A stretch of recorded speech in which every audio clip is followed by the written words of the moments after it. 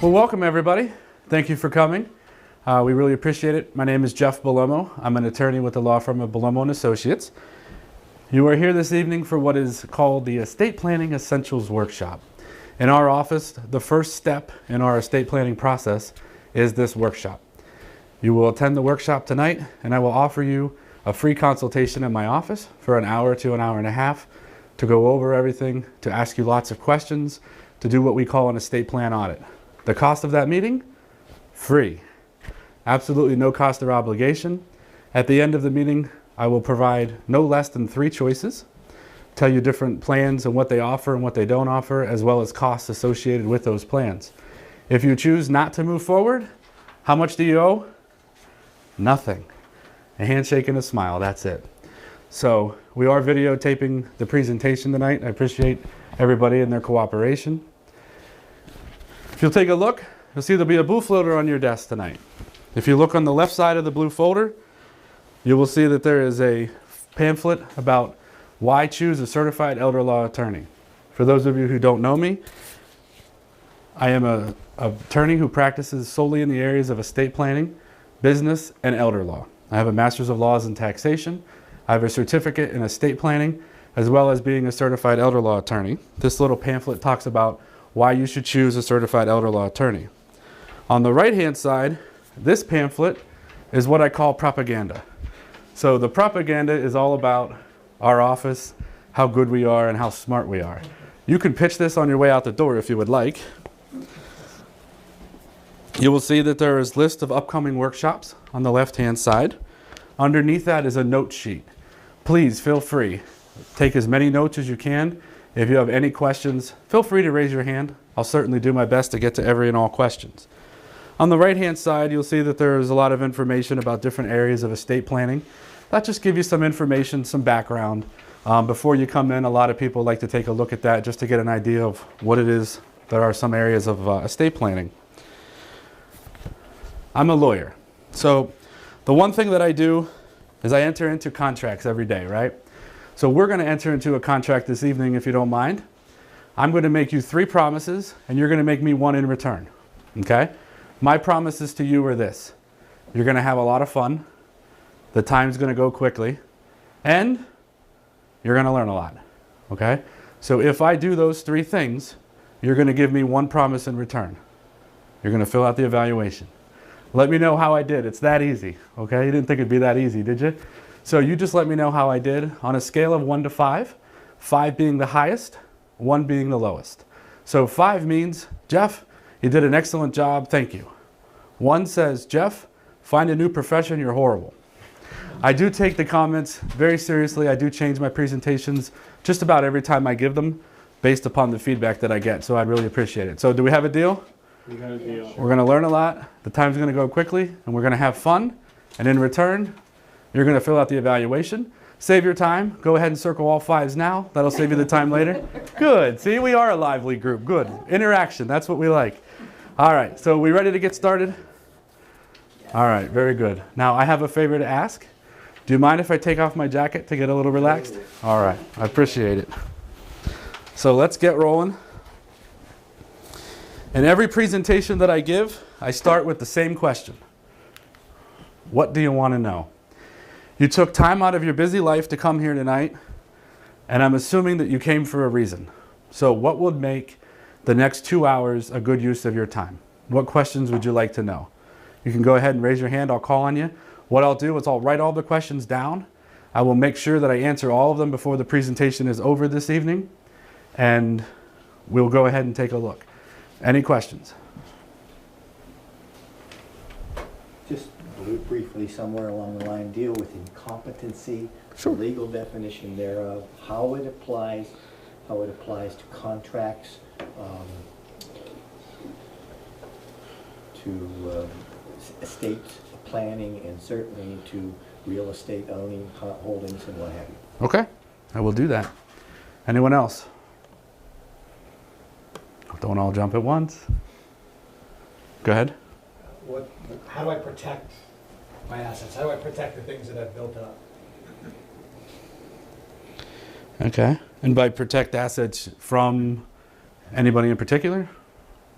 or anybody? The taxman. Okay. That comes to mind.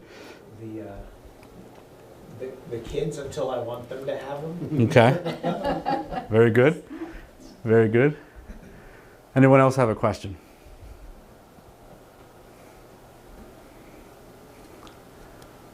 All right. Well, one of the questions that Pat asked was about competency, and he mentioned a few things there. I believe you did mention the word powers of attorney, real estate. That's implied. Yeah. So I will talk about powers of attorney. Anyone else have anything they want to know about? With incompetency, how about I talk a little bit about guardianship?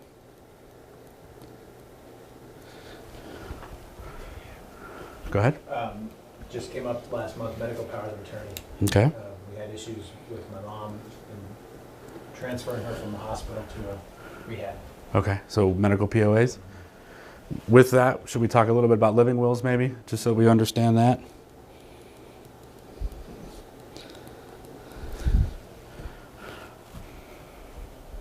Anyone else? We've got a quiet group in the back today, huh? Go We're ahead. not as smart as these guys. I don't know if you're gonna talk about it or not, but titling of assets, because now my dad's concerned about what happens if something happens to him. How does he Right. most easily title assets? Like, can he put my name on the deed of the house, that Yep. kind of thing? Perfect. Good question. When is it a good idea to start gifting part of your estate?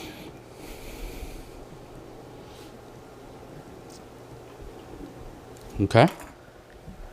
Very good. Well, I only have 2 hours.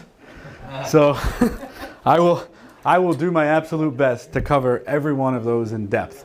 The one thing that I'll ask in return is that I will absolutely be committed to answering all those questions. If for some reason there's something that we end tonight and you don't have a complete clarity on, please see me afterwards. I'll stick around, or feel free to take me up on the free meeting in my office and we'll make sure that we answer all of your questions that we have. I want to make sure that tonight's presentation is as broad as I can make it in the estate planning arena. So for those of the people who are watching this on DVD, they get a very broad concept of estate planning, and I don't want to get too focused on nitty issues. So we'll make sure we address all of them. Okay, well, why do we do it? It's the family, right?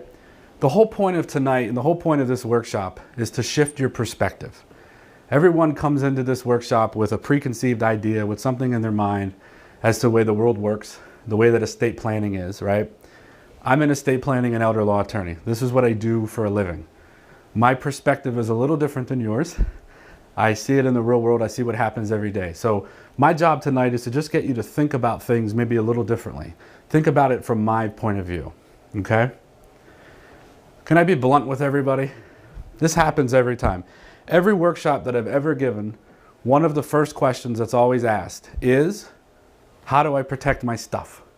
Okay? I think what was asked was, how do I protect my assets? Right. But the technical term that you'll hear me talk about is stuff.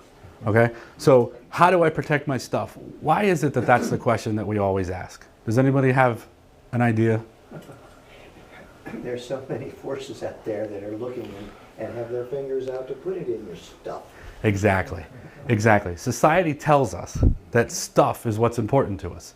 But I'm going to push back on that a little bit. What is really most important? Our family. Okay? So that's what I want you to think about tonight. Everybody came in here thinking stuff, assets, protect, against taxes, against kids, against nursing homes. Everybody came in with a certain view in mind. No one's ever raised their hand at the beginning of this presentation and said, Jeff, how do I protect my family in case I become disabled? How do I protect my wife? Never been a question. Now, I admit, impliedly, is that what you meant by how do I protect my assets? I don't know. I guess we could argue that, right? So that's what this is about tonight. Family is the most important thing, okay? What can be done? Those are the rules. That's easy, right? That's the tax code, that's the Medicaid rules. The rules are very easy. The secrets, that's what we do in our office. We take what is important to you and your personal planning goals, we massage it with the rules, and voila, we come up with a personal plan just for you, okay? But what do we need to start with? what is estate planning? We're here for an estate planning workshop, so I think it's very fair to say the first question we need to answer is, what is estate planning? Now, I have actually polled every person in the room at previous workshops, and every single person gave me a different answer as to what estate planning was. Can anyone tell me why there's a different answer for every person? Each person has a different situation. Absolutely. That's exactly right. I just want to start with a basic definition. Now, for those of you in the room who are conspiracy theorists, I don't have an agenda. I'm not trying to lead you down a path. I simply want to get just out into the forefront, what is estate planning? I want to control my property while I'm alive and well. Can anyone tell me what the key word there is? Control. Control, right? Who wants to give up control? Nobody. And I want to plan for me and my loved ones if I become disabled. Now, in that second sentence, what is the key word? Plan. Okay, how about another one? Disabled, Disabled. right? What's that? Or deceased. Or deceased, right. And in this sentence, I said the word disabled. Why is that important? Well, were there nursing homes 30 years ago? No. Some, Some. a couple, right? Were there as many as there are today? No. Not even close. Why? Why is that? Aging population. Aging population, right? Big money for the politicians. Exactly, right? This is my favorite. Medicine has come so far.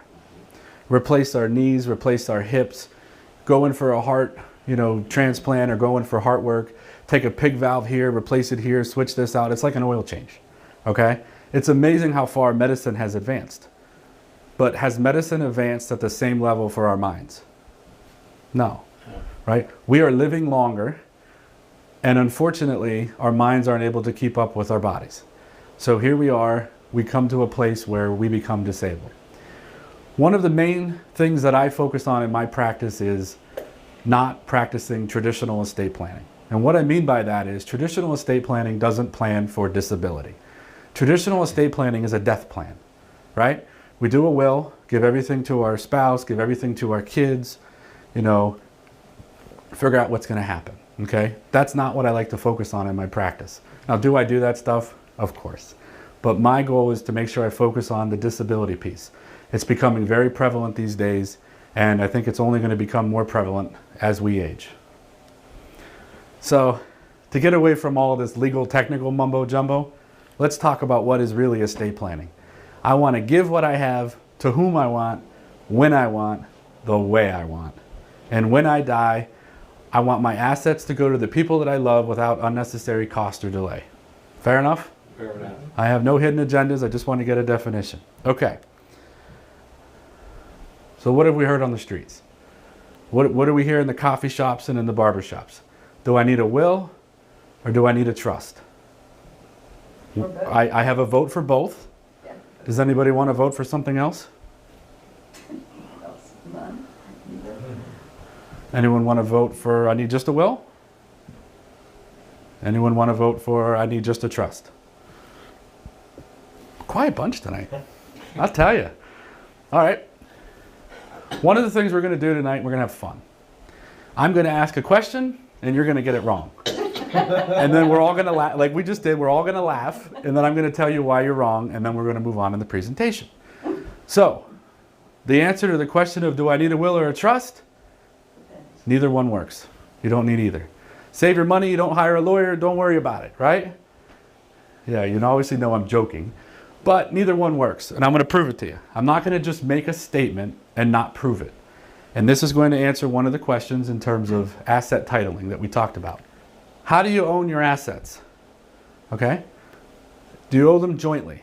If I own a joint account with my spouse and I die, what happens to that account? It goes automatically to my spouse. Okay? Do we see the line over? Now, if I have what is called a non-probate asset, can anyone tell me what a non-probate asset is? Okay? A non-probate asset is an asset that has a beneficiary designation right on the policy. So the policy will say the beneficiary is my spouse, is my son, is my daughter. So I want to ask, upon my death, if I own an annuity and it lists my wife on the annuity contract and I die, where does that annuity go automatically upon my death? To my, okay. Okay, all of those. An insurance contract. If I have an insurance policy that names my wife, it goes automatically to my wife. Does she need to go through probate? No. Does she need to stand on her head? No. Does she need to jump up and down? Right. So what happens is she gets a death certificate to prove that I'm dead. She goes to probably to the advisor who helped her with getting that policy in the first place. They fill out the claim form. A check comes in the mail. Pretty easy, right? Now, POD stands for payable on death, typically with savings bonds.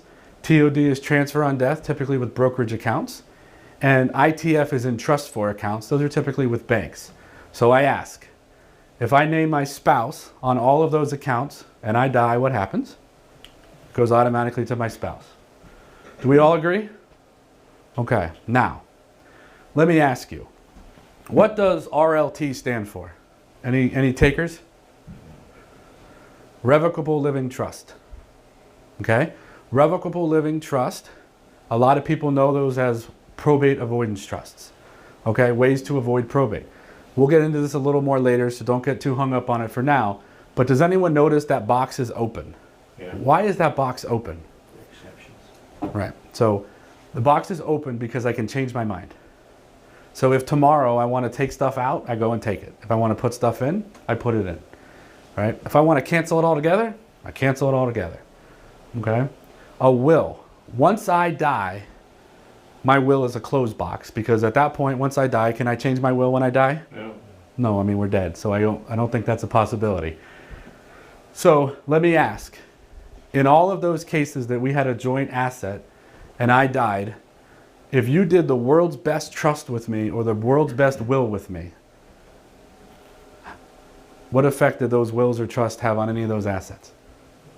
Not a one. None. Wow. Amazing, right? If you're speaking spouse, Yeah. correct? No, I can speak anything. You could So let say me ask. The neighbor, guy across the street, and I use him as my, Yep. just fill in the. Let me give you an example. Yes, please. And absolutely.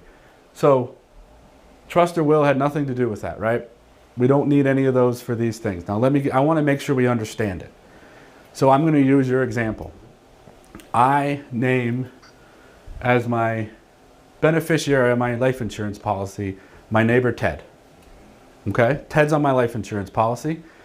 My will says everything to my wife. My trust says everything to my wife. And I die, where does that life insurance policy go? It goes to Ted, Ted. right? Because the life insurance has nothing to do with probate, nothing to do with wills, nothing to do with trusts. So I think we have a fairly good concept. So do we all agree that this works? Okay, well, welcome into my world. I have a question. How did you die? Anyone want to give me an example of how somebody could die? Cancer. Cancer, okay? Suddenly or prolonged? Let's do suddenly, just for argument's sake. If I die suddenly, it might work, right? Depends on my tax situation, depends on a few minor things. What if I'm in a coma for years? How well did all that work for me?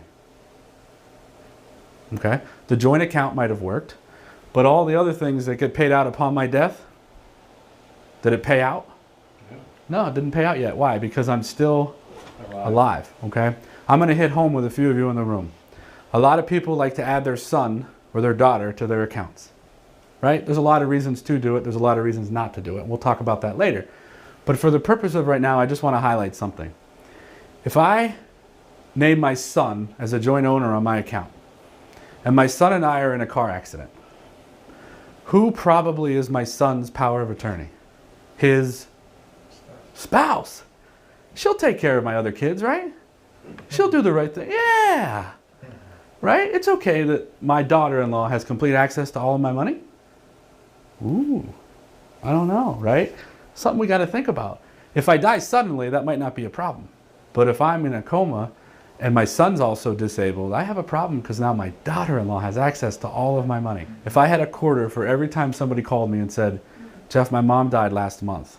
I need to come in and see you. But don't worry, all of her bills are paid. I paid them all today. I say, with what authority did you pay all the bills? The power of attorney. Financial power of attorney ceases at the moment of death. Can anybody tell me what I call a power of attorney with no instruction? The durable power of attorney that gives you permission to transact business on my behalf, I have a word for it. Foolish. A blank check, right? I give you a durable power and I don't tell you what's important to me. I don't give you instruction. You got a blank check. Now, a medical power of attorney, on the other hand, ceases either at the moment of death or if you have what is called a living will or an advanced healthcare directive, that document takes over. And what that document says is, if you're permanently unconscious, terminally ill, vegetative comatose, 2 qualified physicians say you have no chance of survival, no chance of coming to life, you do want or you do not want heroic or life-saving measures. Now, when does a medical power of attorney cease? Depends completely on whether or not you have the living will. If you have the living will, then that takes over at the moment of your permanent unconsciousness or terminally ill. You decide, not your spouse, not your loved ones. You decide what you want to have happen. Please have that document. Don't make your spouse or somebody you love make the decision if they should pull the plug or not. They don't want to have to make that decision in that moment. It's too stressful. Even if they know what you want, it's still a very difficult decision. So, Okay. I'm trying to understand. So the medical Yep. POA is the first document. So when someone's conscious, they're giving you the opportunity to advocate on their behalf medically. Yep. And then it transitions to the living will the moment that they become unable to make the decisions themselves. Now, the living will doesn't take effect until they're permanently unconscious, terminally ill, vegetative comatose. Okay. Okay? That's at the end of life decision. Have we heard that phrase? That's when the living will kicks in. Okay? So if I call a financial power of attorney a blank check, what do I call a medical power of attorney with no instruction? Switch. The God power. Switch. The God power, right? So you want to have instruction, and we'll touch on that later. If you don't have a power of attorney and you become incapacitated and can't now make one, what is the process by which we appoint somebody? Guardianship. Okay, you talked about it earlier. Guardianship, has anybody been through the process? Okay, let me tell you about it. You have to allege... Is that the same as a beneficiary? Have you made them both the same? No. A power of attorney is a document that authorizes somebody else to make your decisions. But if I become incapacitated before I can make the power of attorney, somebody needs to step in to help me. But that somebody isn't just necessarily my spouse, because if I have accounts in my own name, my wife can't touch those accounts. Okay? So the only other way other than a power of attorney is a guardianship. So the spouse that I have been married to for 45 years has to allege in a court document that I'm incapacitated, I can't handle my own affairs, I can't take care of myself, and that she or he should be appointed as my guardian. Then somebody has to read that petition to my spouse. Your husband of 45 years hereby is declaring that you're incapacitated, and there will be a hearing in courtroom 6 of the Judicial Center on the 6th floor at 10:45 a.m. on December whatever. Well, for those of you who have a family member who's disabled, am I correct in saying that just because they're disabled, that doesn't mean that they don't understand what's going on sometimes, right? So I recently had a husband and wife who were married 45 years. I begged the husband for years, please get the power of attorney, please. In fact, in your situation, I think it's more important than any other document you could possibly have. He didn't do it, right? Save a couple $100, right? Save them a lot of money, right? No. Wife becomes incapacitated. She has accounts in her own name. He can't access them. He can't pay the bills. He can't help her in any way because the money's frozen. She set up the bank accounts because he was at work. He wasn't there, so his name isn't on the account. He's irate because he's showing the bank officer. My pay stub shows that that money went in that account. Does the bank officer care? No. Right? So he had to allege that his wife was incapacitated. We had somebody read the petition to her. We show up at the courthouse because she has to be there. The alleged incapacitated person has to be in the room. So she's sitting in the room and she's a broken record. And all she keeps saying is, we were married for 45 years and this is the thank you I get? You ought to be ashamed of yourself. Well, he's in tears. I'm in tears.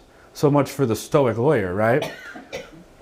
So then the judge says to her, ma'am, I need to ask you a few questions.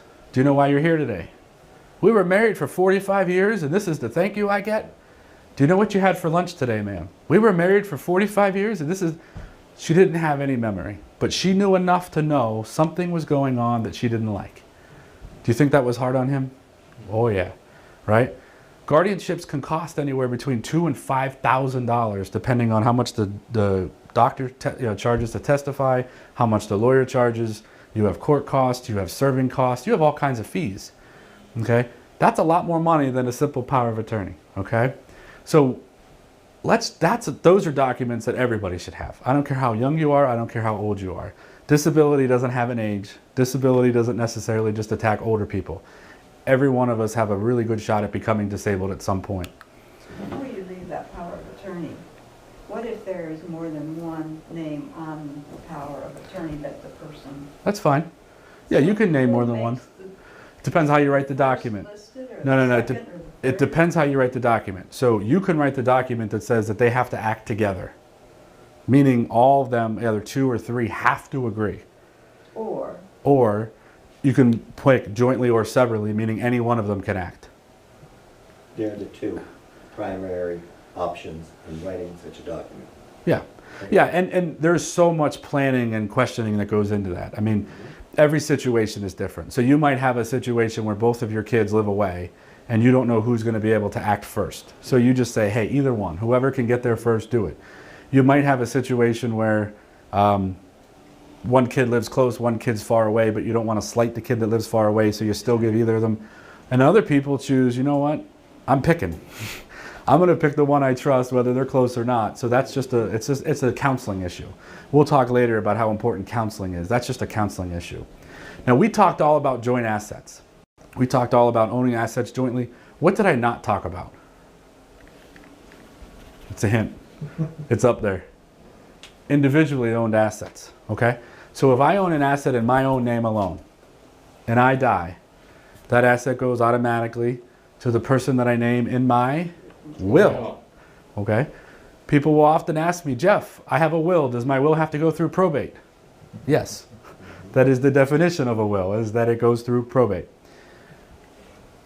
Now, I assume you're going to ask the question, Jeff, what is probate? Yeah. Oh, it's funny you should ask. It's the next slide, right? Probate is just simply the formal process by which we take your will and we appoint the executor. The executor steps in your shoes and then carries out your wishes and gets the assets to the people to whom you want it to go to. Okay? So probate is just simply the formal process by which we carry out your wishes. Okay? The executor is the person who steps in the shoes, because what happens at death with the power of attorney? It dies. So the executor now is the one who takes over. So the executor goes to the attorney, fills out the probate petition, goes to the courthouse, and the executor takes an oath. I will duly administer the estate and abide by inheritance tax provisions, and signs the document. They are given short certificates. The short certificates are what I call the golden ticket. That authorizes the executor to transact business on their behalf and to do everything they need to do on behalf of the estate. Okay? An inheritance tax return has to be filed within 9 months of the date of death. You can get an extension up to 15 months if you need it. That's the time by which we're selling assets, we're moving things, we're doing what we have to do. Okay? Now, the thing about probate is that it is by definition the state's rule book. The state tells us exactly what happens in the probate process. So the state says, hey, if you're a son or daughter or a potential beneficiary and you want to contest the will and say that mom or dad didn't have capacity, all you got to do is walk down to the Register of Wills, fill out a form. You've now contested the will and you'll get your day in court. Okay. In some of the trusts that we draft, we do what is called the anti-contest provision, or more technically known as the don't mess with me provision. Okay? That's the technical version. What that says is, hey, I'm going to leave you a little bit of money in this trust because I love you, but if you even argue that I didn't have capacity or that there's something wrong with any terms in this trust, guess what you get? Nothing. It's as if you predeceased me. So son or daughter, think long and hard about whether or not you want to argue that this will or this trust isn't valid. Now, in the state's rule book, can I do that? No, because the state says that you're allowed to contest it. So That's just something. The thing about probate is that simply it's the state's rules and they decide what can and can't happen. If an executor decides they want to resign, a formal accounting has to be done. And there's a lot of little rules that go on. I am not one of those attorneys that preaches and that you've got to avoid probate and it's the worst thing and oh my goodness, oh my goodness. There were a lot of lawyers and insurance salesmen who went around and preyed on the elderly and got them to go into these really expensive revocable trusts, also known as probate avoidance trusts, to avoid probate. Oh, lawyers' fees will cost so much money, and oh, you got to avoid this and you got to avoid that, and no, just spend, give us $10,000, $12,000 and we'll take care of it for you. Are you kidding me? Probate is a public process. So what I mean by that is if I die, you can go down to the courthouse tomorrow and pull my probate file, and you can see what I died with. So I have a lot of politician clients who don't want that. They don't want their constituents to be able to go and look to see what I died with. That's I could see where they're coming from. So they do a revocable trust purely to avoid probate. That process is not a public process. You can't go look at my revocable trust, okay? So that's simply what probate is. The main thing is simply that it's the state's rules. What is a trust? A trust is a legal document that allows you to supersede the state's rules. Okay, it allows you to make your own rule book and you decide what's going to happen. All right, there's a couple types of trusts. There are testamentary trusts and there are living trusts. Can anybody tell me what has to happen for a testamentary trust to be in effect? I have to die. So if I'm in a coma and I provided money for my son who has a disability, does my son get any of that money? No, because I didn't die. Right? Traditional estate planning was a testamentary trust. Not as effective anymore, right? Because we're not dying as much. We're becoming disabled. Okay? Now, am I telling you that I don't do them? No. I have 20, 30, 40-year-olds who have a 3-year-old at home. They want to make sure that they provide for the kid. Okay, statistically speaking, that's a risk I'm willing to take. Now, could I be wrong? Well, of course I can. Go ahead. Is there such a thing as a special needs trust that's testamentary? Yep, there's several types of special needs trusts. So there are first party special needs trusts, which is the money from the individual who's disabled. And there are third party trusts that you can set up, that you can create during your lifetime, that will be in effect for the person who is disabled so that they can still get their public benefits and get their rights. So you can do that while you're alive for the person with a disability. Yep. But is there such a thing as one that is created at death? Oh yeah, I do those all the time. Okay. In every document that I create, every will that I create out of my office, there is embedded in it a special needs trust, okay? Because I know what happens in life, right? Grandparents and parents never intend to cause a problem for a grandchild who's disabled. You would never intend to do that. But if you give a little bit of money to somebody who's disabled, did you just cause a problem? Yeah. So absolutely, that's in every document I create out of my office. A living trust. That's a trust that I create while I'm living. How about that for creativity? There's two types, revocable and irrevocable. Revocable means, remember the RLT earlier? I can change it, I can do whatever, I can put whatever, I can do whatever I want with it, okay? Irrevocable or irrevocable, depending on how I say tomato, you say tomato. Irrevocable, I have an easy way I learned in law school to remember what irrevocable means. Irrevocable means non-take-a-backable. I'm all about legal terms, huh? Okay? Now, let me ask you a question. Do we all agree then that irrevocable means that I can't change the document? We all agree? That's wrong. And here's why that's wrong. That's what an old tax trust used to be. So years ago, and I'm going to show you an example of it, the federal estate tax limit was much lower, okay? At one point it was 600 and some thousand, then it was 2 million, and then it was 3.5 million. Now it's 5 million, and we'll talk about that. But when it was much lower, people were trying to find a way to get it so that those assets would not be included in their estate. So they used an irrevocable tax trust. But in order to get the benefit of it, you had to give up right to the money, give up control to the money, can't touch the money, can't be the trustee, can't have somebody subordinate to you be the trustee. Who wants to run out and do that? No. Those are the olden days, okay? That's what we all think of when we think of a trust. Now, there are what we call in our office estate planning trusts. so that we can plan for ourselves while we're alive, also while we're disabled, and then of course upon our eventual death, we also have control as well. It doesn't mean that you can't change a document, and we will talk about that later. Keys to an effective estate plan. What's the major key? I want to have control, right? Do we all agree? Mm-hmm. All right, very good. We have to talk about what to do, how to do it, and the personal instructions. So the personal instructions are our instructions to the people we love about what we want to have happen. And of course, it's essential that we make sure that we list proper asset ownership. So now, many of you I know are observant. Who noticed this when they walked in the room today? Everybody did, right? What is it? It's a wagon. A Radio Flyer Red Wagon. Oh. Who had one as a kid? All right. So let me ask you, Lou, who got to play with it? I did, I did, absolutely. Anybody else? only if I wanted to. Only if I wanted. What went in it? All my toys, All your toys. What came out of it? whatever I want to play with. Whatever you wanted to play with. May I present to you a trust? Okay? You will never look at a Radio Flyer Red Wagon the same way again. Now, you're thinking, this guy is crazy. He's crazier than what he looks. No, I'm not, and I'm going to prove it to you. Who gets to play with it? The trustee, right? Who gets to choose the trustee? Me. Could I be the trustee? Absolutely. If I die or become disabled, who plays with it? The successor trustee. What goes in my trust? Those are investment instructions. What comes out? Distribution instructions. Do I get to control all of it? Amen.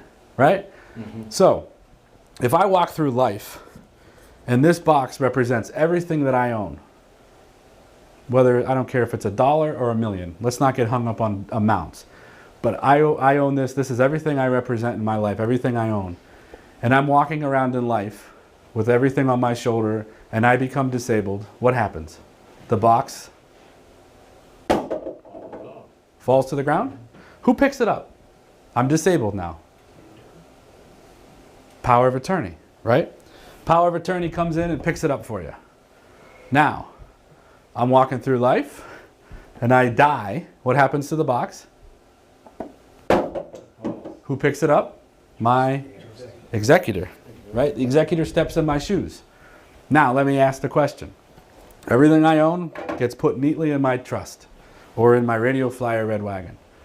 I'm going along in life and I die or become disabled. What happens? Hold on, let me do that again. Don't all yell at once. I die or become disabled. What happens? The handle falls. Did we hear it? Yeah. Who picks it up? Yeah, who picks it up? The trustee. Now the trustee dies or becomes disabled. What happens? Handle falls. Who picks it up? Successor trustee. Trust never dies or becomes disabled. There's always somebody to pick up the handle. Now, in a workshop not too long ago, there was a nice lady in the corner of the room who was, I could tell, very confused. So I finally stopped the workshop and I said, please tell me what you're thinking. And she said, is a trust like a vault somewhere that all my money is shoved into and all my assets are... I said, like a physical vault? She said, yeah, like, is it like a big vault? I said, no.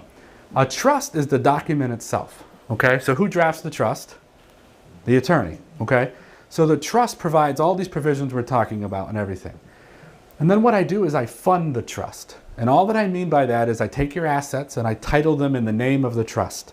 So if I walk into the bank tomorrow and I say, bank teller, I would like $10 out of my account, and I hand them my valid ID. And I say, it's the Jeffrey R. Bellomo account, and I am Jeffrey R. Bellomo. What will the teller do? Will she hand me $10, assuming I have $10 in my account? Absolutely. It's my money. Now, let me give you another example. I walk in and I say, hi, bank teller. I'm Jeffrey R. Bellomo. I'm the trustee of the JRB Trust. Here's my valid ID. Trustee controls the trust, right? They don't own the trust, they control the trust. Does she give me $10 out of my account? Yeah. Absolutely. Why? Because I'm the Trustee. trustee. So did anything change? Nothing changed, No. right? Still my account, I'm still the trustee. I still have access. I still have control. It's nothing more than a mere titling of the asset. That's all it is. There's no vault. There's no hidden place. Go ahead. Trustees' rights and privileges are concurrent with your life. In other words, while you're still living, Yeah. I'm named your trustee. Right. I can go and get the same $10 that you got, or Yep. another $10 bill. Yep. 2 days earlier. Absolutely. Yeah. And in some trusts, there's one trustee. In some trusts, there's co-trustees. And then upon my death, as the trustee, you continue. Yes. Right? Never dies. It always keeps going. Okay? So this isn't a foreign, I mean, it's the exact same way it is today. Your assets are just simply titled in the name of the trust. So it would just be Jeffrey R. Belomo, trustee of the JRB Trust, as opposed to the Jeffrey R. Belomo account. Same functional difference, right? It's the same thing. All right? So does everybody understand what a trust is? Go ahead. Real estate, would you have to transfer title to the trust? Yes, absolutely. So all your title would have to transfer? Yep. Yeah, and there are a lot of different types of trusts, and we'll talk a little more later about the different types of trusts. So I don't want you to get too hung up on the details because, but yes, you need to title everything in the name of the trust. And there's pros and cons to doing this. So don't run out and just do it without having advice. Maybe follow on, is that a taxable transaction? It depends. So it depends on what type of trust you're creating. Later in the evening, we're going to talk about trusts that we're currently using that are tax neutral trusts. And what that simply means is that I can put these assets in the name of the trust and there's no taxable event. It's as if it never happened for taxes. And that's a good reason, and I'll explain later as to why it is. We okay with that concept? Yeah. You guys are great. TLC, this is the estate planning strategy that we use in our office. Tender love and care, right? Now, it stands for thorough, lifetime, and complete. So in my office, thorough means you don't just walk in and I don't take 10 minutes with you and say, okay, where do you want all your assets to go? Okay, if you die, who's the beneficiary? Who's the secondary beneficiary? No. This workshop is part of my process, and then the vision meeting will also be at least an hour. I ask at least 15 questions, a lot more than that. We go through it, we counsel, we make sure that we put you in the right situation. This isn't just some random trust mill or some random document warehouse. It's not word processing. Okay? How many people have a will currently? All right, you ready? I'm going to read it to you. Now I want you all to close your eyes and think of your trust. Trust or Of your will. Okay, I want you all to think of your document is what I meant to say. You ready? I, Jeffrey R. Belomo, hereby, being of sound mind and body, declare this to be my last will and testament. How am I doing? Okay. It's going to get hard on me now. You ready?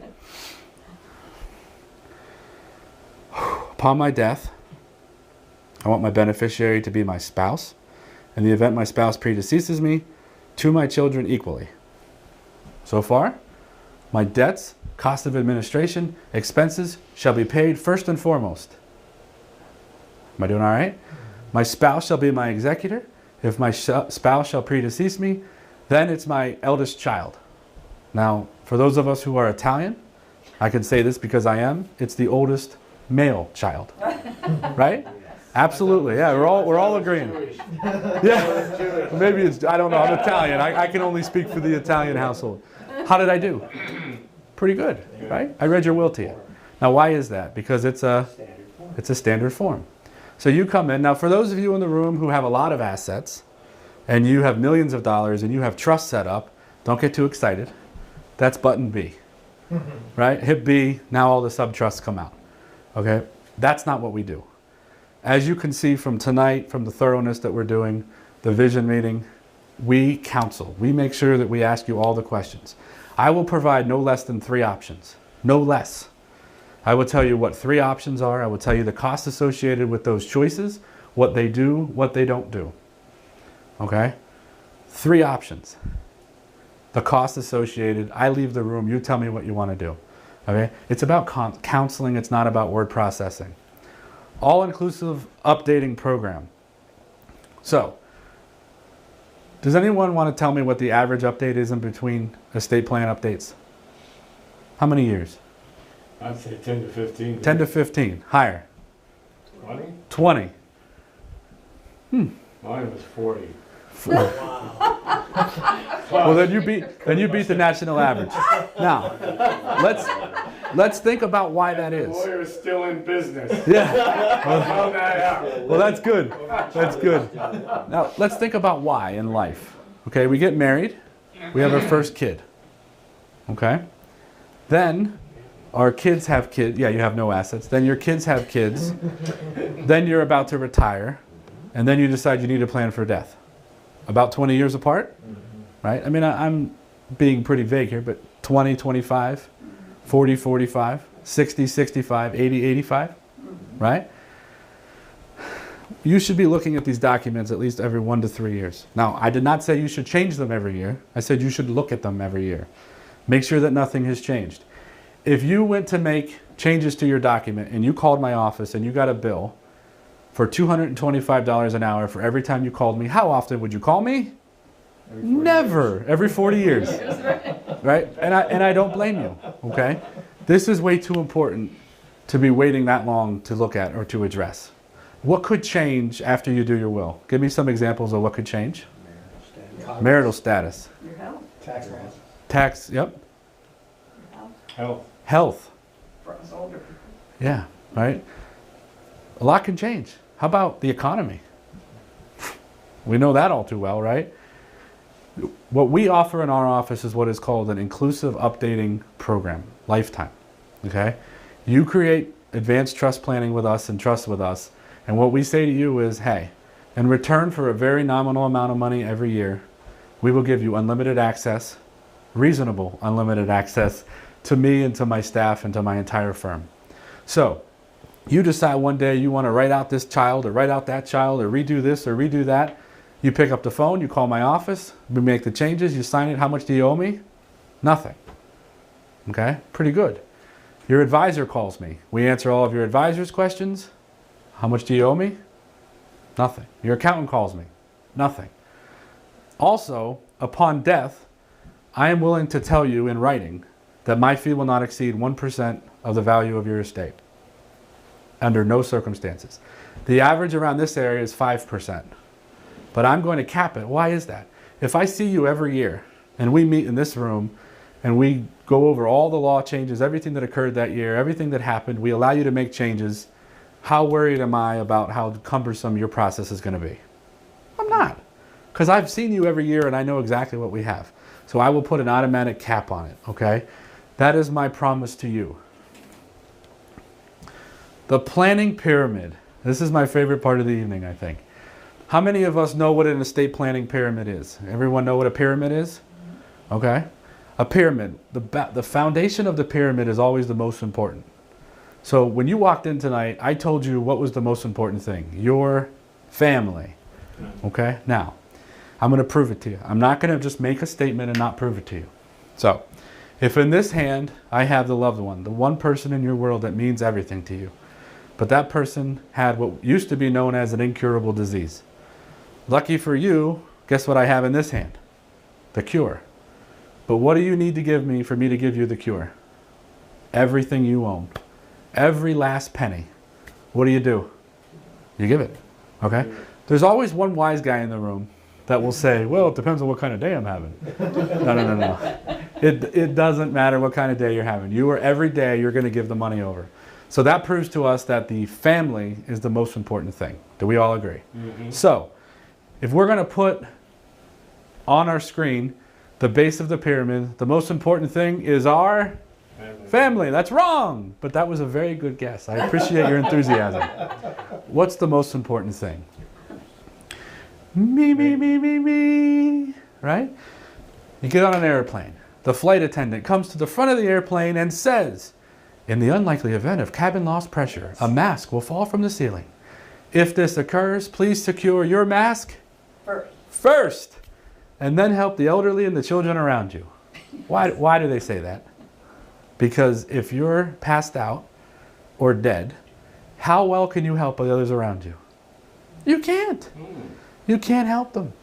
Look, we go around in our lives worried about everybody else. Worried about our kids, our grandkids, our parents. For once in your life, you have permission.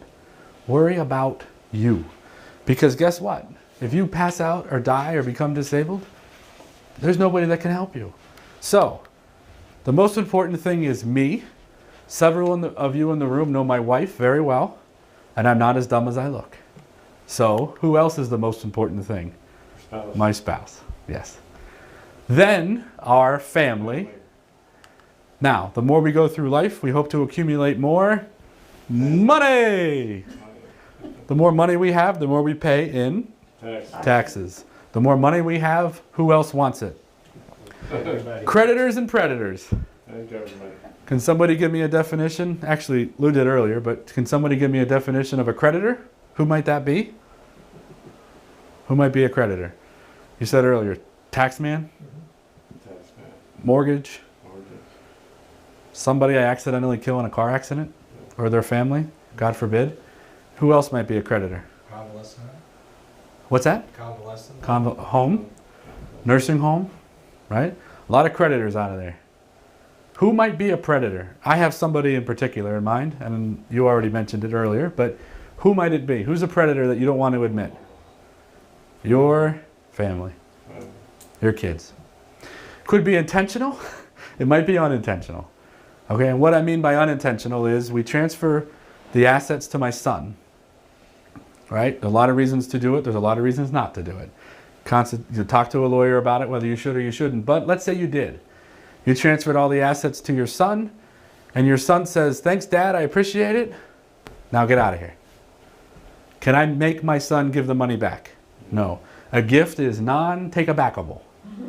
Once I give it, I can't require it to be given back. I had a lady who came in my office, 85-year-old, adamant that she was transferring all of her assets to her 60-year-old son. "I want to do Medicaid planning," she said. "There's a 5-year look back, you know." Yeah, I know. This is what I do for a living. She said, "But I read in Reader's Digest that if I transfer everything to my son, I'm good." I said, "Yeah, that's okay. But let me ask you a question. What if he kicks you out of the house? What if he doesn't give you any money?" Won't happen. "My husband died. He took care of me every day. He fed me. When I was ill, he was in the hospital every day." Okay. I said, "What happens if he becomes ill? What if he goes into a nursing home? What if he has to file bankruptcy? What if he kills somebody in a car accident? Or my best example, what if he gets divorced?" Or all of those things that could happen. Do we all agree? Yeah. Am I in big trouble if any of those happen? Yeah, because guess what? Who owns the money? He does. He does. So guess who doesn't own the money? You. I don't. So it can be intentional or unintentional, but whether it's intentional or unintentional, there's still a predator potentially. Now, often in these meetings, nobody wants to admit that. No, not my kids. So, in the example I just told you about, the 85-year-old lady transferred all of her assets to her son. I made her sign a release and a waiver saying that I didn't recommend it. I wasn't saying it wasn't a good idea. I didn't think she should do it, and here's all the reasons why. She signed it. She calls me a few days after the deed was transferred, crying. She got home from the grocery store. Guess what was on the door? An eviction notice. Bye-bye, Mommy. She calls me crying and says, "Jeff, what are we going to do?" We? Is there a mouse in your pocket? We. So, yeah, very sad story. And it's absolutely horrific. Okay, but there's an example of she never saw that coming. She was so upset. She even told me, "I was so upset with you when you even thought that was a possibility. You were right." I said, "Hey, I don't want to be right." Right? A team approach is critical. All right. So we're about halfway in the workshop. And by now you have already made a determination. Either I know what I'm talking about or I don't. Is that fair to say? Yeah. Yeah. Now you need to promise me something. You are not going to call the disciplinary board in Pennsylvania and tell them what I'm about to say. I don't know everything. I know. I'm just as shocked as you are. I don't. So what does that mean that I need around me? Your team. So who might be on your team? Shout out some people who might be on your team. An accountant. Who else might be on your team? Advisor. And a financial advisor. Absolutely. How about your Kids. How about your kids? How about your pastor? How about your pastor? Never had that said before, yeah. So here's my thing. I offer you a free consultation in my office. Okay? But here's one thing that I want to ask in return for that for that gift that I'm giving you. What I'd like to ask is that when you come to the meeting, particularly if you're even considering some of the things that we're talking about tonight, that you bring your team with you. Because here's what happens. You come, we meet, we spend a good hour together, we get this plan in mind. You leave my office, you tell me you're going to do it, we start moving forward. You call your son or daughter, and guess who has questions? They do. So they call me. I spend a couple hours on the phone or an hour on the phone with them. A few days later, you tell your financial advisor about what we're doing. Your financial advisor wants to talk to me. So guess what they do? They call me.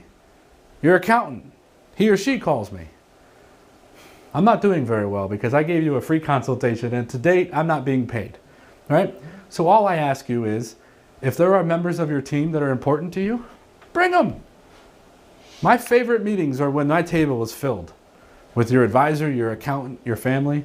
And guess what? At the end of the meeting, when we come to a decision, am I afraid that you're going to call me back 2 days later and change your mind? No, your entire team was there. You heard everything. You got it. You got everybody on board, and we all agreed together. A team is so important. I can't stress enough that you bring your advisor and your accountant, and we talk together, so that there's an open line of communication. TLC estate planning strategy. So this is what we use in our office. Now, I'm going to ask a question. And after I ask the question, I'm not going to answer it. And then 20 minutes later, we're going to come back to the question. Okay, so this is going to take a little focus on your part, so bear with me. So my question is, if you die, what do you want to do with your assets? You want to give it to your spouse or loved one, right? Everybody agree with that statement? Okay? I think you're all wrong. Okay? I think you're all wrong. I don't even think you want to give it to your heir. And I'm going to prove it to you in about 20 minutes why I think you're wrong, and we'll see if you agree with me. Okay? Catastrophic illness protection. How many of us know who Terry Schiavo is? Okay? Why do we know who Terry Schiavo is? Can anyone tell me? She was national from Florida on Yep. illness, and they cut her off.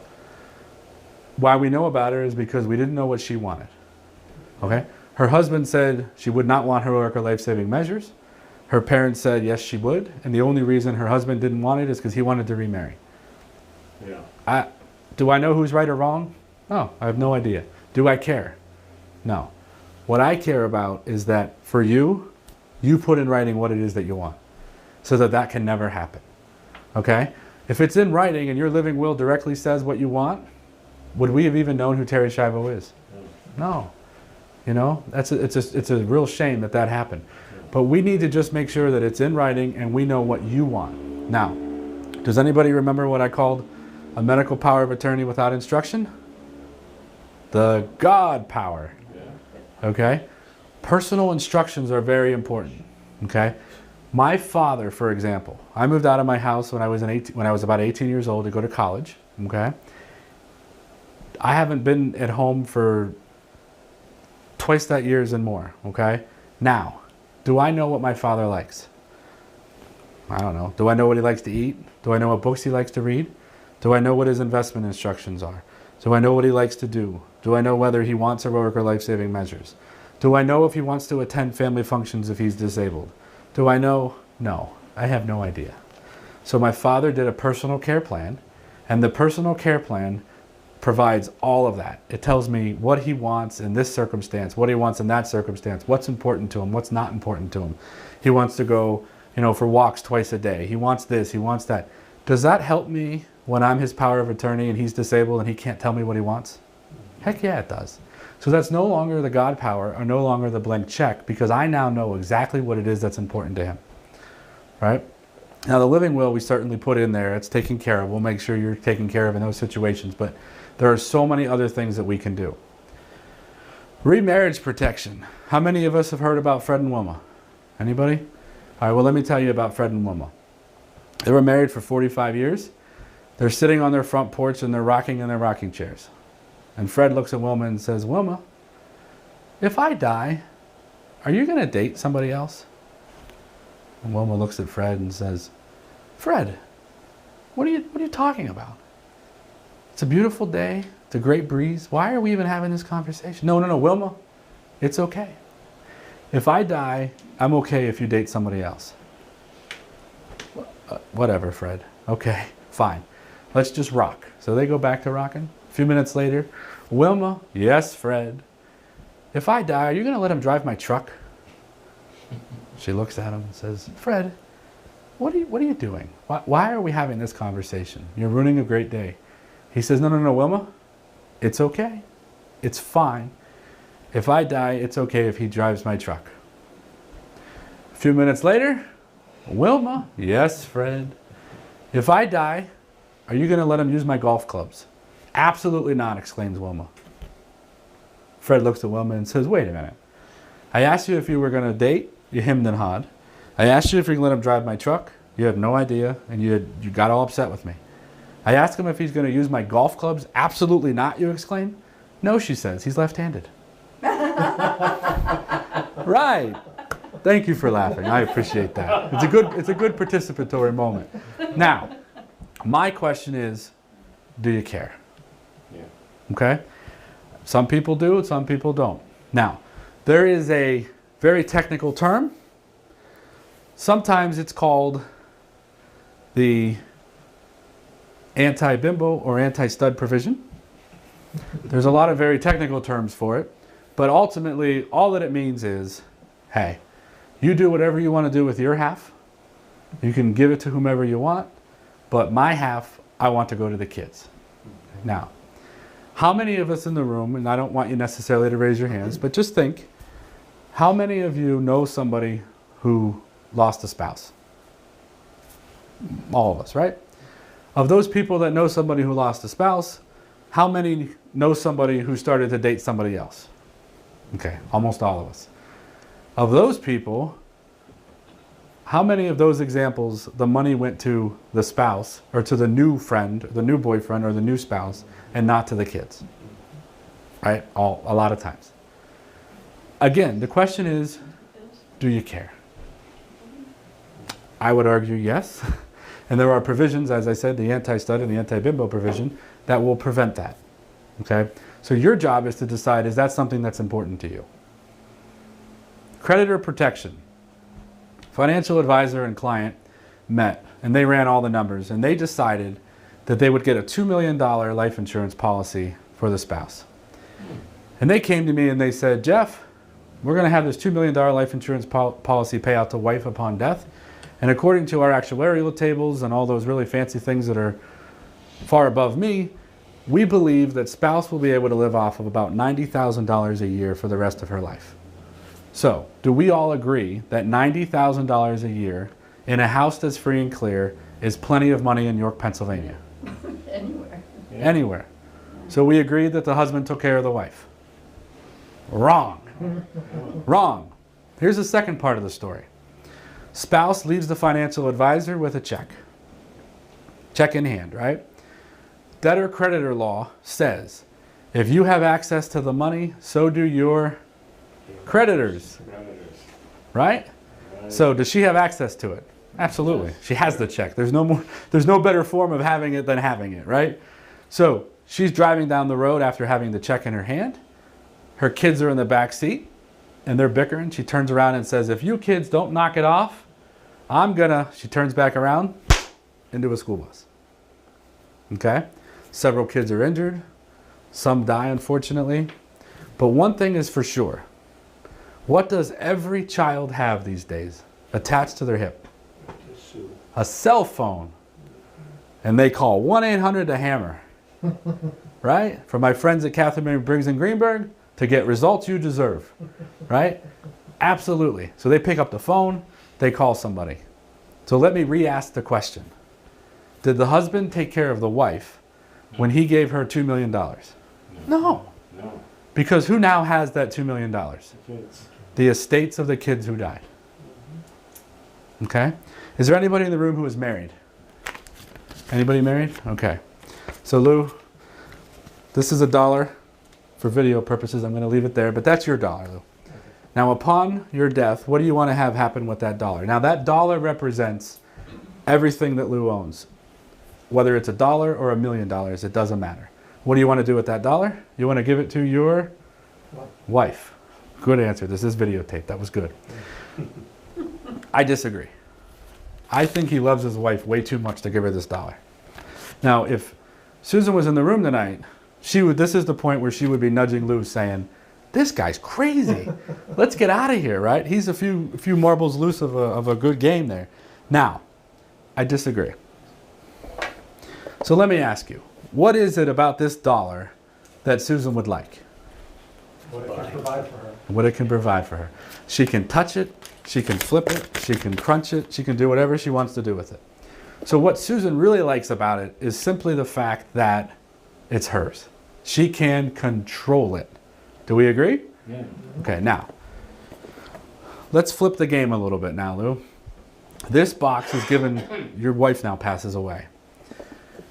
And she says to you, and I say to you, now Lou, if you had access to this box, you could put whatever you want in it, take whatever you want out of it, do whatever you want to do with it, and you're the only person who has the key to it.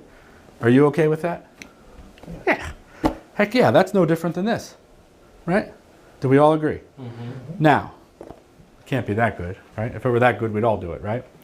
Now, if I said to you, you can be the trustee, but we have to have another trustee. Right? I knew there was a catch. Darn it. Give me the name of one of your children. Emily. Okay. So Emily is now your co-trustee. So you pick up the phone one day and you say, Emily, dear, I'd like to buy a new car. And Emily says, Dad, what do you need a new car for? Your 76 Dodge Dart? That thing runs like a top. And the rust, that provides the best air conditioning known to man.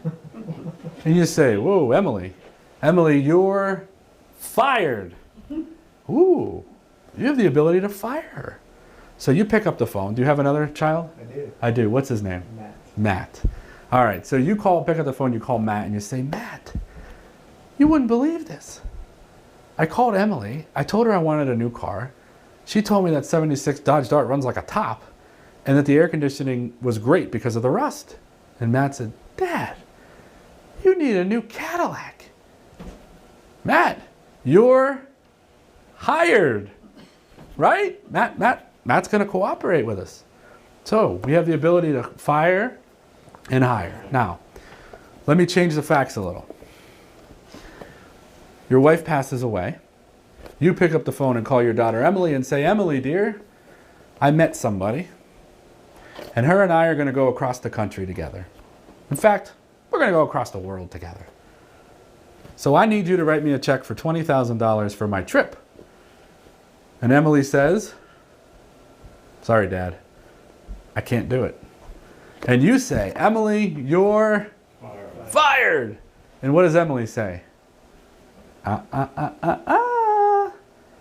Mom put in the anti-stutter, anti-bimbo provision, which says that when you start to date or live with or cohabitate or marry, whatever you decide it is, you can't fire me anymore. Ooh. So, is that a little soft hammer? Right? For the purposes of our example, though, we have the ability to hire and fire Emily. We have the ability to change the terms of the document. We have the ability to get in it when we want to. We have the ability to close it when we want to close it. What do you think? Not bad, right? We have the access to hire and fire, change the document. Pretty good. We'll talk a little bit later about some of the details. Divorce protection. You and your wife are now gone. I'm sorry. Somebody has to die in the stories. Emily and Matt are very close. And they kept the trust that their mom and dad put together for them because they figured, hey, if it was good enough for mom and dad, it's good enough for us. So Emily calls Matt and says, hey, Matt. He says, yeah, sis. I'd like to buy a new house down in Florida. So I have a place to visit down in Florida. And Matt says, nah, Emily, I'm not giving you the money. And Emily says, Matt, you're fired, right? And he says, whoa, wait, hold on one second. Hold on one second. Let the trust buy the house. Let the trust pay the utilities. Let the trust pay the expenses.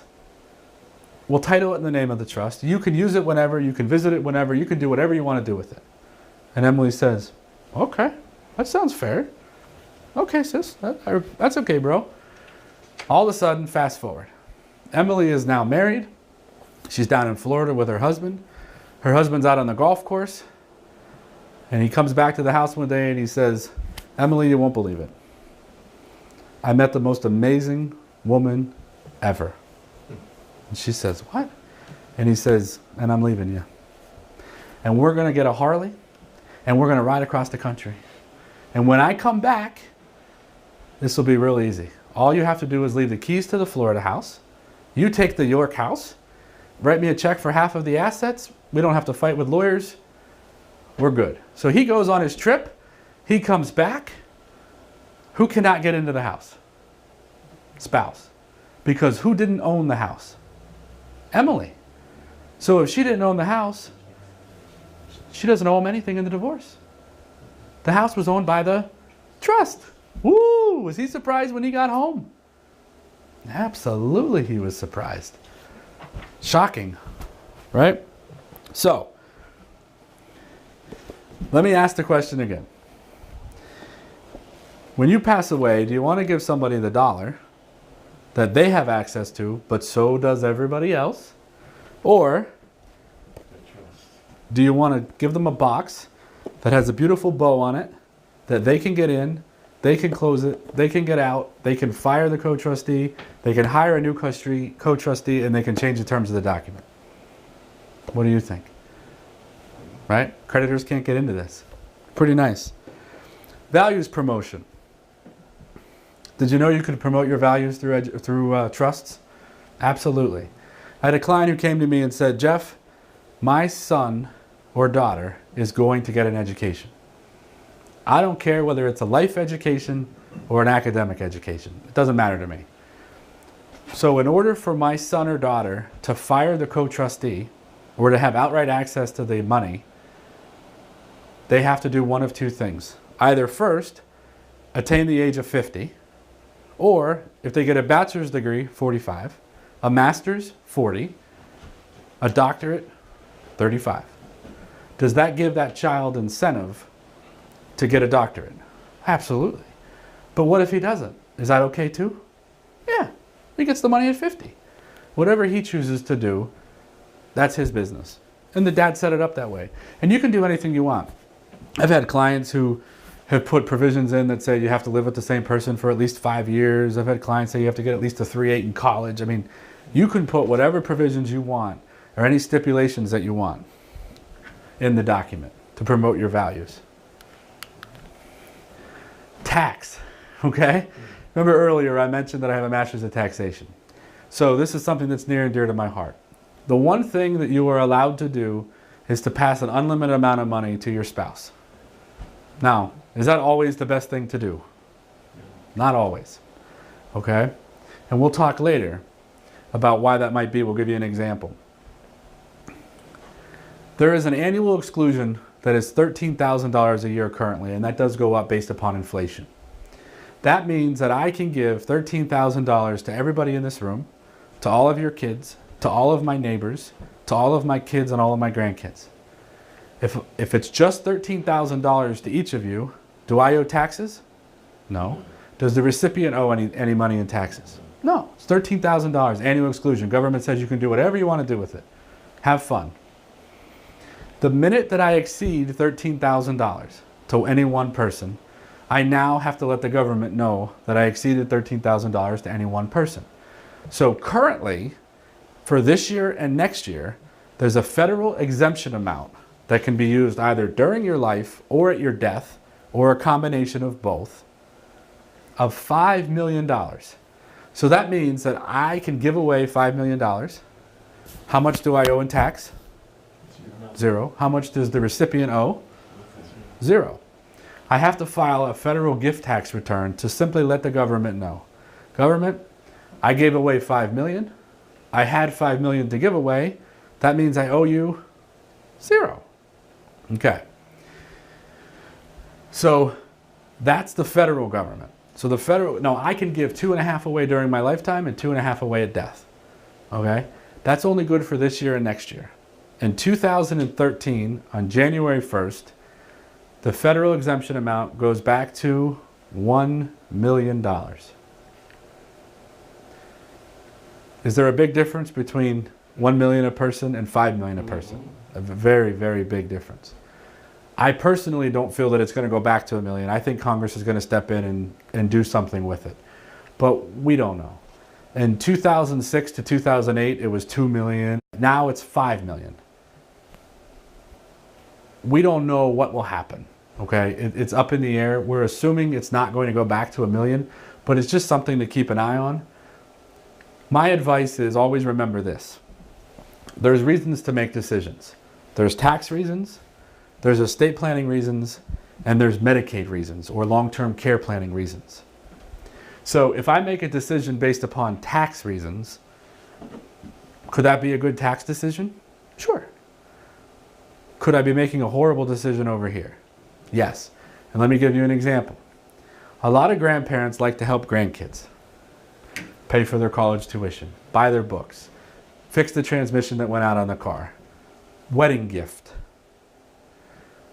If I, as an individual, give that money away and it's less than $13,000, or I filed a gift tax return and use my exemption amount, do I owe taxes? No. Does the recipient owe taxes? No. So I did a good deed, right? Maybe. Now, fast forward 2 years, I become very ill and I go into a nursing home. Anyone know what the average cost of care is currently in a nursing home? $6,000 a month. Higher. $100 to $180 a day. Higher. More than 6,000. It's about $8,000 a month. 7901 is currently the average in this area. In A this month. area, in your- Yes, a month. No, that's fine. Okay? That's for your bed and for your food.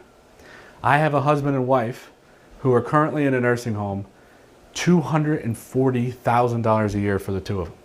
So this is a rhetorical question. I don't want anyone to answer this question, but you know your personal situation. If you and your spouse were going at a clip of $240,000 a year, how many years would you make it before you ran out of money? Not many, right? 1 month. Yeah. not many. So here's my question. What are the different ways to pay for long-term care? Insurance. Shout it out. What type of insurance? Long-term care insurance. Good long-term care insurance policies have inflation riders on them. Exactly. Okay, make sure you have that. Also, what is one really, really good thing about a long-term care policy? It provides for in-home care. Right? That's a great tool. That's a great benefit to get. You can get benefits in the home. You can stay at home. You don't have to go into a nursing home. You don't have to go to an assisted living. You can stay in your home and get the benefits. Yes. Can I take you back just a moment, Jeff? Go ahead. If I may? This gifting situation, Yeah. 13,000, or when it goes back, Mhm. reverts to a million, whatever, wherever it stands. Fast forwarding to now you're into Medicaid, Medicare. Hmm? And that eats up your resources Yep. rather quickly, Yep. obviously. Yep. And I'm staggering on this question, but I think you see where I'm going. Hmm? And let's say this gifting occurred within the last several years, Yep. 5 years, 4 years, whatever. Does the Fed or Medicare have the right to come and assess this money that was given Yeah. in hindsight? Yeah, let me explain that. I was getting there, so just if you could Okay, just hold sorry. on. No, that's fine. Just let me explain it in a more simple terms so we're not getting confused. So one way to pay for my care is long-term care insurance. One way to pay for it is Cash. cash. How long would we make it? The other thing that you can do to pay for your care is Medicaid. Okay?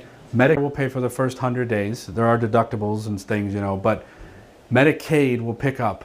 Now, what Medicaid is a program that assists people who don't have assets. So Medicaid says, I will help you. We will pay for you. We don't have a problem paying for your care. But in order for us to do that, you need to produce for us 5 years of records. 5 years of bank accounts, 5 years of every statement of every account that you've ever owned, so that you can prove to us that over the course of the last 5 years, you haven't given away assets and not received value in return. So what I mean by that is, if you paint my house, Morris, and I give you $10,000 to paint my house. Is that okay? Yeah. Well, maybe. As long as the value to paint my house is worth $10,000. But let's say the value to paint my house was only $5,000. $5,000 is a gift. $5,000 was compensated. Now, that 5-year look back thingy, all that means is when I bring a box of all of my stuff to the Medicaid office or to the CAO, what's in that box is 5 years worth of records. So if I transferred the asset 5 years and 1 day ago, is that asset in there? No, because it occurred outside of the 5 years. They never even see that transfer. That transfer never occurred as far as they're concerned. So what happens is grandparents a lot of times provide all this money for their grandkids. Cars, weddings. They run out of money. They go into the nursing home. The nursing home says, how will you be paying for your stay? And you say, I don't have money. Medicaid's going to pay for it. You fill out the Medicaid application and you show that you transferred $40,000, $50,000, $60,000 to your grandson. Do we have a problem? Yes. Houston, we have a problem. Exactly. If those transfers occurred in the past 5 years, we have an issue. So before you go and start transferring money away because all these tax attorneys and all these accountants are saying, by the end of 2012, the federal exemption amount's going back to $1 million. You need to gift all your money away to get it out of your name. Well, maybe for tax reasons, but always realize that there's always something else that can kick you in the butt if you make a bad decision. Because theoretically or practically what happens is, I need care, but I can't pay for it. Well, I can't qualify for Medicaid. And let me ask, if you go back to the grandson that you gave money for the wedding or you gave money for the transmission, are they going to have it? No. No, they're not going to have it. They spent that long ago. So for tonight's purpose, I don't get into the very nitty-gritty of Medicaid. And I don't do it intentionally. The reason I don't do it is because what I have found is people like to take what you say and run with it. But every situation is different. There are exceptions, there are hardships, there's all kinds of things that are in the Medicaid laws. So for the purpose of tonight's workshop, my point to you is simply this. Before you go and make a decision to transfer assets or to gift, talk to a trained professional. One of the key things, I think you mentioned it earlier, Pat, was putting your son on the account, right? Now, let's look at it from a tax standpoint. From a tax standpoint, I have now added my son to this account. So as long as that transfer is more than a year and I die, if I made that transfer more than a year ago and I die, I saved 50% of the tax. Because all that's taxed upon my death is 50%. Who owned 50% of it? Me. Who owned the other 50% of it? My son or spouse, whoever else we have on the account. Okay, so what you're thinking is, oh, great. Well, then for Medicaid purposes, I'll just transfer half to the son and then I'll save 50% of it. Does that work? No. They look at who contributed the money to the account. So if I contributed the money to the account, Medicaid says that's 100% available. I mean, my best example ever to give to people is Medicaid says, wow, we love the federal government. The federal government is so nice to say that you can give $13,000 a year and that you can give $5 million of an exemption. That's really nice of the federal government. Do they look at that the same way? No. No. If you transferred more than $500 in any 1 month, we're going to look at it. We're going to cause an ineligibility period. You see how these rules are not the same and they're very different? Make sure you see a professional before you make any decisions on those things. Pennsylvania. If you're living in the state of Pennsylvania at the moment of your death, we want our money. So Pennsylvania says, hey, that's really nice of the federal government to give you a $5 million exemption. We tax from the first dollar. So if you die in Pennsylvania and you transfer it to a spouse, it's a 0 rate. What did I not say? I did not say it was exempt. I said it was a 0 rate. Could that change? Theoretically. Years ago, it was like 6% to a spouse. Right? I don't think it will, because the one thing about Pennsylvania is they try to protect the marital unit, but it could. Lineal descendants, 4.5%. Siblings, meaning your brothers and sisters, siblings, 12%. And anybody else in the world, including your nieces and your nephews, 15%. Okay, so everybody, so you see the difference between Pennsylvania and federal. Now, in Pennsylvania, Pennsylvania says life insurance is not taxable in Pennsylvania. So let me give an example. I die and I give $1 million of a life insurance policy to my daughter. I pass away and I own nothing. I have creditors, I owe mortgage, I've got more people knocking down my door for money than you could possibly imagine. So my daughter says to all my creditors, I'm really sorry. My dad has nothing. He's broke, he died, he was way in over his head when he died. I'm sorry for your luck. Guess what the creditors get? Nothing. Zero, right? There's no money. How can they get anything if I don't have anything?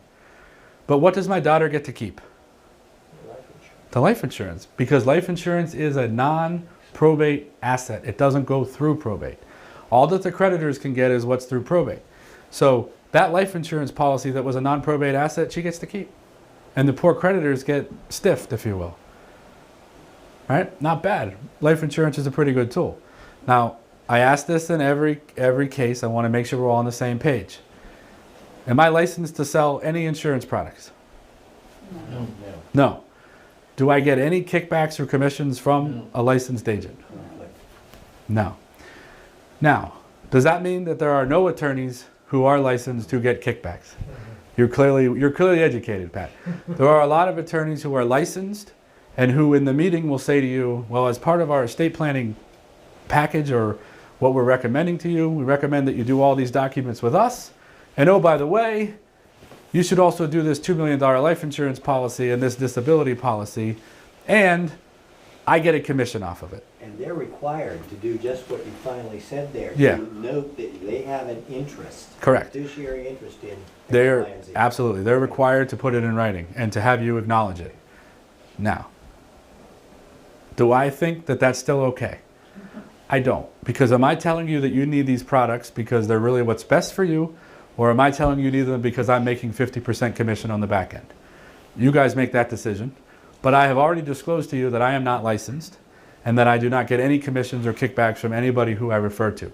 My point in this workshop is simply to say, life insurance is a non-taxable event. It's not subject to creditors. It's a pretty good idea. Pennies on the dollar for what you're going to get in benefits. Long-term care insurance also pays for your care. So what happens is you get either a 3-year benefit, a 5-year benefit for long-term care, or you get a $200,000 benefit, a $100,000 benefit. I mean, there's all kinds of policies out there. But then that pays for your care. So that when you're in a nursing home, your care is being paid for. Or if you're at home, your care is being paid for. Two incredibly important and powerful tools in an estate planning package or an estate planning decision. You need to speak to your advisor about what's important. Certainly, if you want to talk to me about it, I'm happy to give you some suggestions and also the name of some really good advisors. So I want to give you an example of what happens when we just throw all of our assets into a non-probate or we don't think about how we have our estate configured.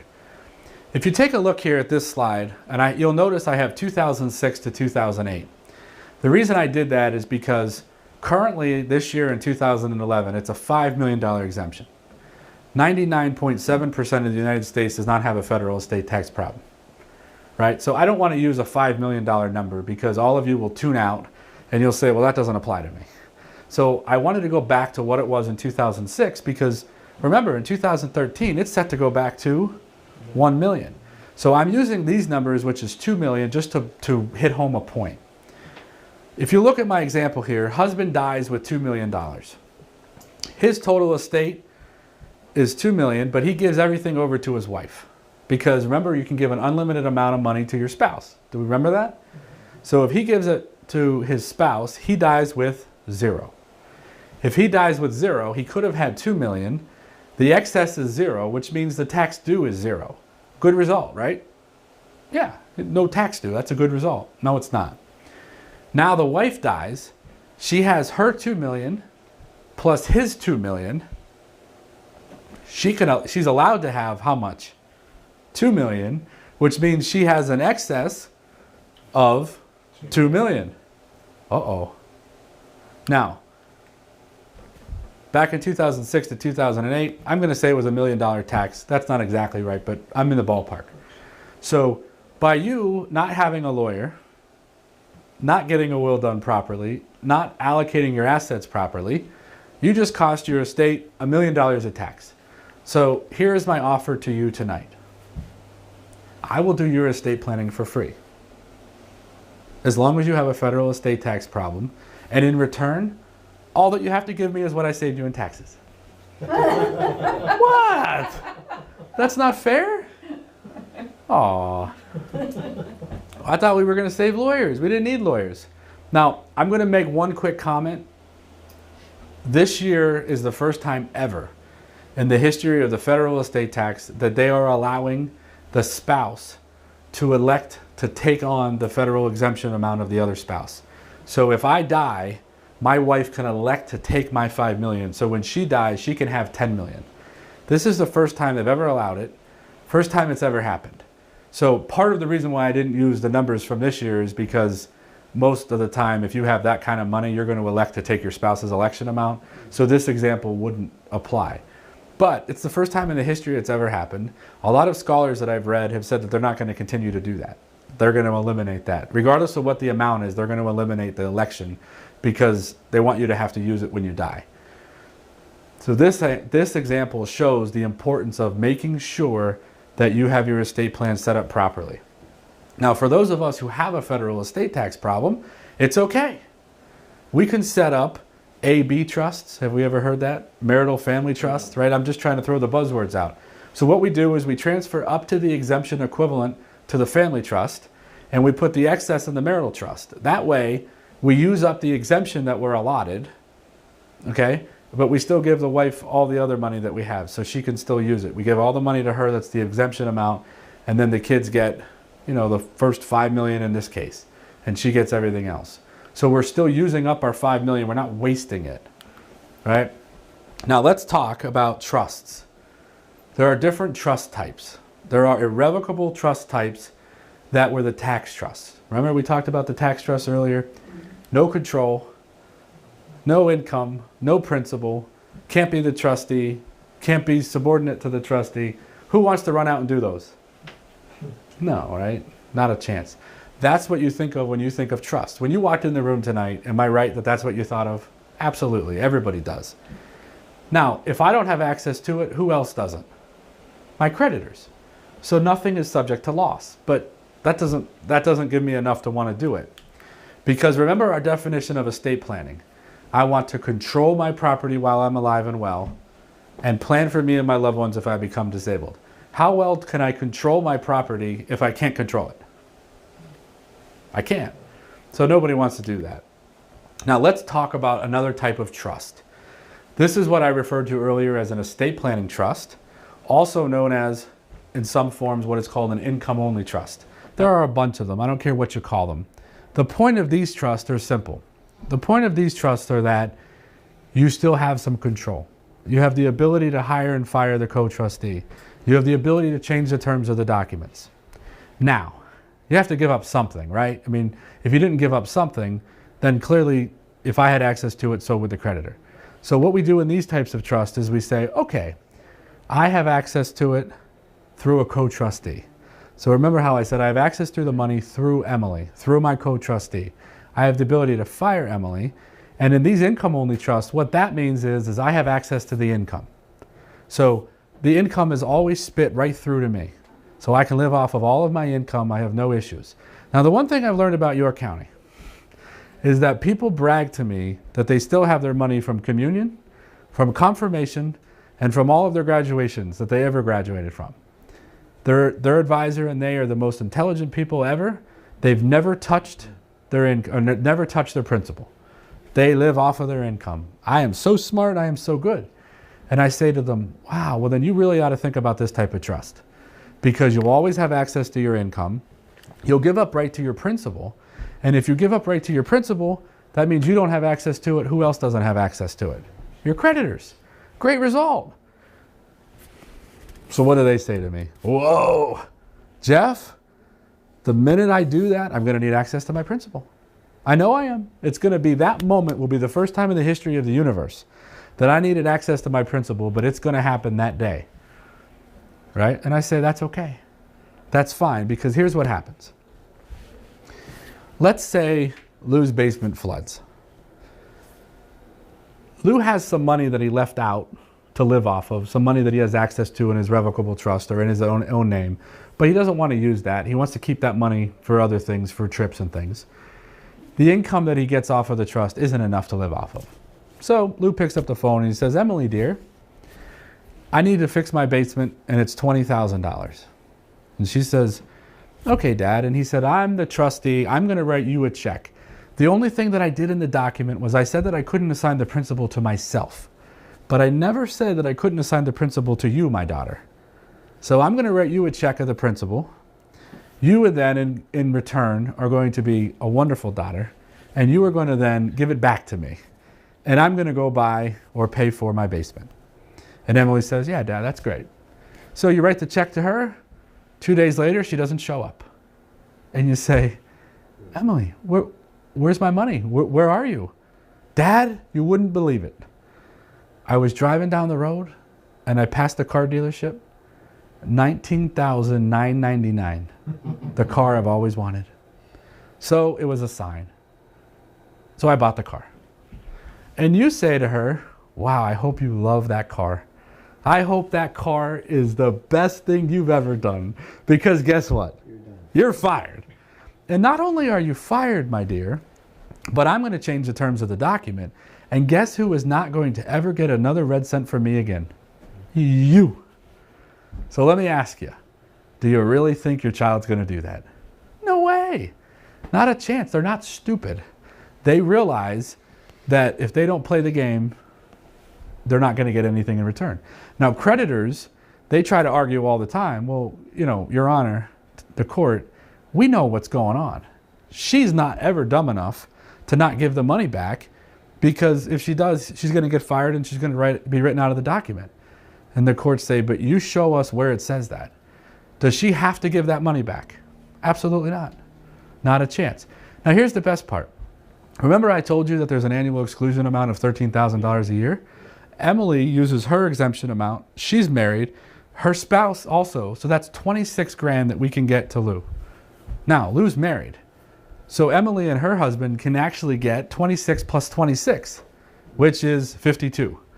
$52,000 a year. Now, I promise you, if you need access to your principal, you're not going to need access to 52 grand a year, because you're going to leave a lot of money out, plus you're going to have access to all of your income, plus this. So you still have control. You have access to all of the income and none of the principal, except I would argue you do have access to the principal because you can get it. Go ahead. Just a quick gift question. Yeah. You just a couple minutes ago said you could exceed that limit as long as you file a return. Yeah. So even if we ran out of annual exclusions, I could still give up to $5 million and file a gift tax return, and Emily could still give them up to $5 million back in the next 2 years. So that's a great thing. So there's really no downside, particularly with the exemption amounts as high as they are right now. So my point is simply that you have control. You can have your cake and you can eat it too. The secrets. Remember, an RLT is a revocable trust. That means I can put whatever I want in it. I can take whatever I want out of it. It avoids probate. But if I can take whatever I want out of it or put whatever I want in it, who else can? The creditors, right? The typical irrevocable trust is a closed box. I can't change it. I can't control it. I can't change it. I can't do anything with it. That's a federal estate tax tool. That's not what we're talking about. If you look at the income-only trust, or the trust that I talked about there in the middle, which is the trust that we use in our office, does anyone want to tell me why there's a little thing there hanging up? Does everyone see that? That's a trap door. So when I want the door to be closed, what do? Boop! Emily, can I have access to the money? No, Dad. Okay. If she says no, can my creditors get at it? No. So in some cases we fire her. In some cases we hug her. Right? So it's a trap door. When I want it opened, it's opened. When I want it closed, it's closed. Does that make sense? Okay. Now, for the business owners in the room, and I know there are some, there are ways that you can take your business and put the business in this trust as well. This isn't just a Medicaid trust. This isn't just a long-term care planning tool. You take your business and you put it in the trust, and that way, if you screw up in the business, you have an LLC or a corporation, you can't get out, okay? If I injure somebody in my business, they can go after my business, but they can't go after my personal assets, correct? But if I screw up in my personal life and they get a judgment against me, can they go after my business? Yes. Absolutely. But if I put that business in the trust, can they now go after my personal assets? No. So it's also a business planning tool. So for those people who are business owners and you want to learn more about these also work in those purposes as well. It's a very, very diverse trust. A lot of things you can do with it. Now, what I want to do quickly is I want to take a look here. Did we talk about how to protect our assets?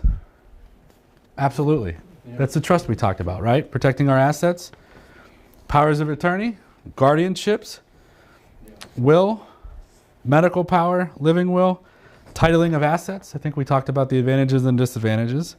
Putting our son on our account. We definitely talked about that several times. And gifting of assets. Absolutely. So let me ask, why do we do it? We do it because of the family, right? When you walked in today, remember our estate planning pyramid from earlier? The bottom was the foundation, and that's our family. When you all walked in, you came in saying that what was most important? The money, your stuff. So what we did was we turned your perspective upside down. We now put the focus on our family, not our stuff. Okay, so we've turned it upside down for you. What can be done? Like I said, those are the rules. That's the easy part. The tax code, the Medicaid rules, that's up here. That's what you hire a professional for. The secrets, well, that's the stuff that we do. The trust that we talked about, the ways that we can do things, those are the things what we do is we take what's important to you and your personal family goals, and we tie it all into what we know how to do to protect you and your family. So my question is, 2 hours has come and gone. Did we have fun? Yes. Did we learn a lot? Yes. Did the time go quickly? Yes. So, Your success. thank you. So in return, what are you going to do for me? Call You're going to Jeff. fill out. Hey, you know what, Morris? I like that better. You call Jeff. Yeah. You're going to fill out the evaluation for me. I appreciate it. Already filled out. Yeah. Now, what I would say to you is when you take a look at your evaluations, you'll notice that there's a box down there that says, contact me in X number of days to schedule the vision meeting. Remember, the vision meeting is absolutely free. If at the end of the vision meeting you decide you don't want anything, what do you owe me? Nothing. Smile and a handshake. Smile and a handshake. No monetary, nothing. It's a completely free meeting. There's no strings attached, no hidden agendas, no anything. So what I also ask of you is this.